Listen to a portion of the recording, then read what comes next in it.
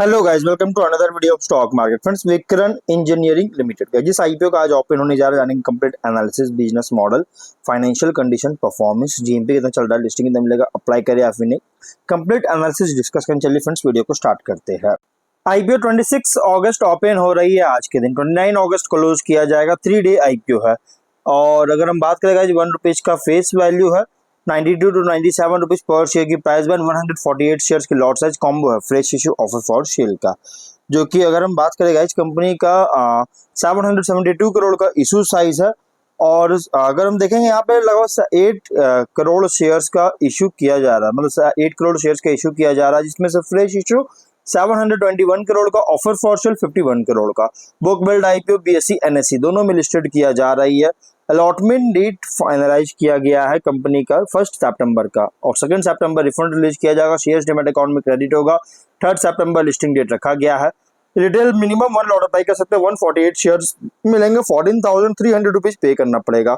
Maximum 13 lot apply कर सकते हैं, 1,87,000 पे करना पड़ेगा। Small HNI minimum 14 lot apply कर सकते हैं, 2,01,000 पे करना पड़ेगा। मैक्सिमम 69 लॉट अप्लाई कर सकते हैं, 9,90,000 रुपीज पे करना पड़ेगा। Big HNI minimum 70 lot apply कर सकते हैं, 10,05,000 रुपीज को पे करना पड़ेगा। प्रोमोटर होल्डिंग की बात करें तो राकेश अशोक मारखेदकर और अविनाश मारखेदकर, नकुल मारखेदकर इसके प्रोमोटर है। प्री इश्यू होल्डिंग 81.8% का है। ऑफर दिया गया है क्यूआईबी 50%, जिसमें एंकर इंक्लूड है।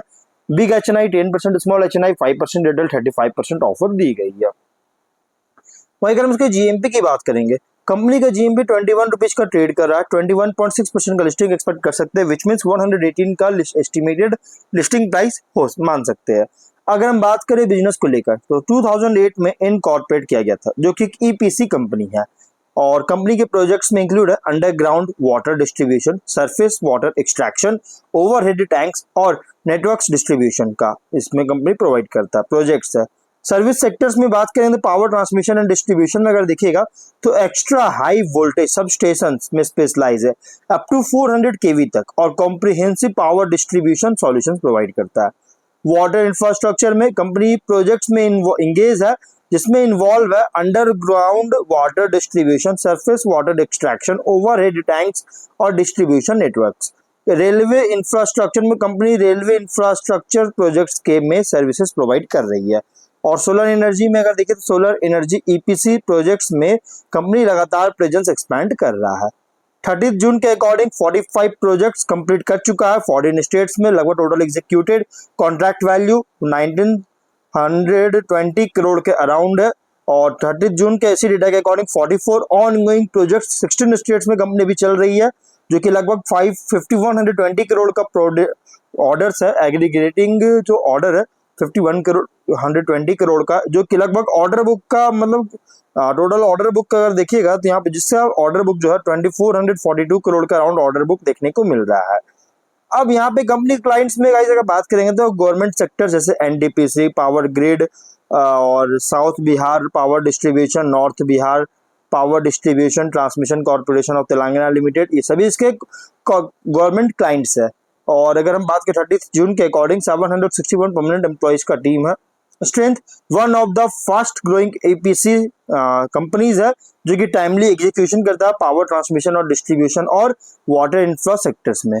और कंपनी जो है डाइवर्सिफाइड ऑर्डर बुक है, जो कि लगभग बिजनेस वर्टिकल्स में, और consistent financial performance, asset light model, in house technical and engineering capabilities है, जो कि प्रोसेस कंट्रोल और क्वालिटी एश्योरेंस प्रोवाइड करता है। एक्सपीरियंस प्रोमोटर और मैनेजमेंट टीम है, जो कि डोमेन नॉलेज के साथ। तो फाइनेंस कंपनी का बिजनेस जो है one of the fastest growing Indian EPC, और लगभग 32.2% सीएजीआर के साथ रेवेन्यू ग्रोथ कंपनी कर रही है। बहुत तेजी से रेवेन्यू इसका ग्रोथ होता हुआ नजर आ रहा है। अभी ऑन हैंड कंपनी पास जो है ना, अगर देखिए 2442 प्लस करोड़ का ऑर्डर बुक है। आपको यहाँ पे 5120 करोड़ का जो ऑर्डर है ना, इसमें से गाइस ऑलरेडी ये जो मतलब कि कंप्लीट कर चुका है 120 करोड़ का, 2020 करोड़ का ऑर्डर ऑलरेडी जो सो एग्जीक्यूट कर चुका है। बाकी जो है 2442 करोड़ का ऑर्डर ये अभी ऑन हैंड अभी कंपनी पर चल रहा है 30 जून 2025 के डेटा के अकॉर्डिंग, ज्यादा पुराना डेटा नहीं है। और कंपनी डाइवर्सिफाइड की पोर्टफोलियो रखा है प्रोजेक्ट्स का, एंड टू एंड सर्विस जो सो लिंक किया गया है।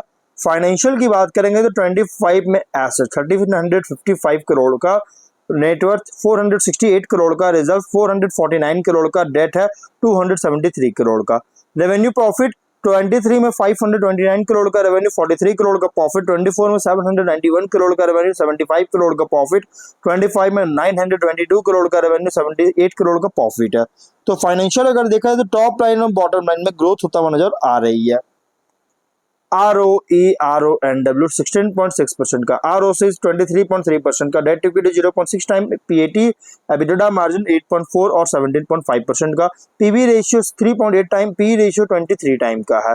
कुछ रिस्की पॉइंट भी, हाई डिपेंडेंस है गवर्नमेंट कॉन्ट्रैक्ट्स पर, जो कि सब्जेक्ट टू पॉलिसी और बजटरी चेंजेस में आ सकता है, जिसके कारण इसको इम्पैक्ट कर सकता है। वर्किंग कैपिटल इंटेंसिव ऑपरेशन चाहिए, जिससे लिक्विडिटी अफेक्ट कर सकता है प्रोजेक्ट एग्जीक्यूशन के दौरान। एक्सपोजर हो सकता है रेगुलेटरी इन्वायरमेंटल कॉम्प्लायंस रिस्क को लेकर इंफ्रास्ट्रक्चर प्रोजेक्ट्स में।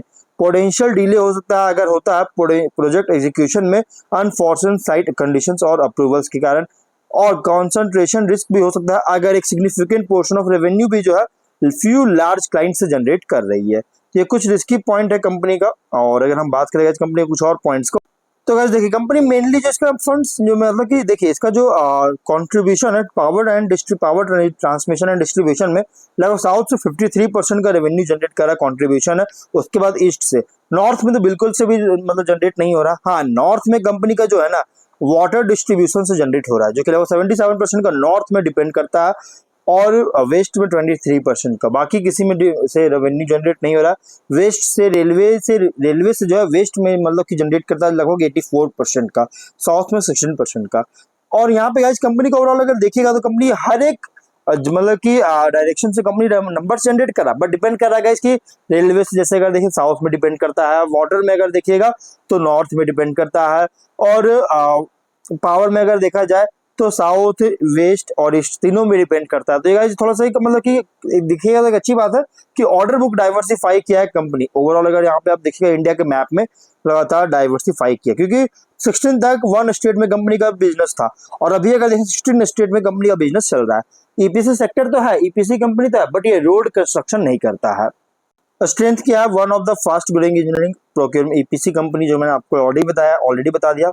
स्ट्रेटजी क्या है, कंटिन्यू कर रहा है स्ट्रेंथन को इनके कोर कॉम्पिटेंसीज को power transmission and distribution and power infra water infra sectors में। सिलेक्टिवली एक्सपैंड कर रहा है ज्योग्राफिकल फुटप्रिंट को ग्लोबल मार्केट में, और ईपीसी पोर्टफोलियो को भी एक्सपैंड कर रहा है अदर ईपीसी सेक्टर्स में। कैपिटलाइज कर रही है गवर्नमेंट इनिशिएटिव्स और पॉलिसीज को लेकर, पॉलिसीज पर कैपिटलाइज कर रही है। और अगर हम तो देखिए गाइस यहाँ पे कोई भी इस कंप्यूटर से कंपेयर करते हैं, कल्पतरु, केईसी, टेक्नो इलेक्ट्रिक और बेजल प्रोजेक्ट्स, जैसे इसके 4 कॉम्पिटिटर रखा गया, जिसमें से रोड में कोई भी बिजनेस नहीं करता है। हाँ, कल्पतरु के ईसी ये दोनों जो है रेलवे में इसके कॉम्पिटिटर है, और पावर में सभी इसके कॉम्पिटिटर है गाइस। वाटर में अगर देखिएगा तो टेक्नो और बेजल को छोड़ के बाकी सभी इसके कॉम्पिटिटर है। और बिल्डिंग कंस्ट्रक्शन में भी गाइस दे सेम कल्पतरु के ईसी इसके कॉम्पिटिटर है, और टेक्नो इलेक्ट्रिक भी इंडस्ट्रियल कंस्ट्रक्शन में कॉम्पिटिटर है और कल्पतरु के ईसी के साथ। तो ये 4 इसके कॉम्पिटिटर है, जो कह सकते हैं स्टिफ कंपटीशन भी कंपनी को फेस कर रही है। यहाँ पे आप देख सकते हैं कंपटीशन लेवल बहुत ज्यादा स्टिफ देखने को मिल रहा है। तो इसलिए अगर आप इसमें रिसेंट फाइनेंशियल के अकॉर्डिंग फुल्ली प्राइस रखा गया, अगर आप इसमें अप्लाई करने का सोच रहे हैं तो मीडियम टू लॉन्ग टर्म के लिए सेकंड थॉट ले सकते हैं। लेकिन फाइनल डिसीजन जो भी लीजिएगा अपने रिस्क पर लीजिएगा, ये कोई रिकमेंडेशन वीडियो नहीं है। तो मिलते हैं नेक्स्ट वीडियो में, टिल देन बाय बाय।